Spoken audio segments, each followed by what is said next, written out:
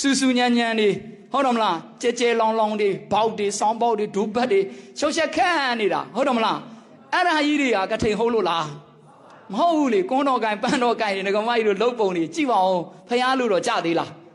စဉ်းစားဖို့ကိုလှုပ်တဲ့အလုပ်ဟာဗုဒ္ဓလို့တော့ကြလားတွေးကြည့်ရင်ဟုတ်တယ်မလားတွေးကြည့်ပေါ့ငါတို့လှုပ်တာဖះလို့တော့ကြပြောတော့ဖះရဲ့သားတော်တွေသမီးတော်တွေဗုဒ္ဓဘာသာဝင်တွေဟုတ်ပြီလားပြီးလှုပ်ရှင်ရလှုပ်တယ်ဟုတ်တယ်မလားပြောပြတဲ့ဆရာတော်တန်ခါတော်ကြီးကြိုက်မကြိုက်ဘူးဒီဖုန်းကြီးကွာအားနေဓာကြီးပဲပြောနေတာပဲ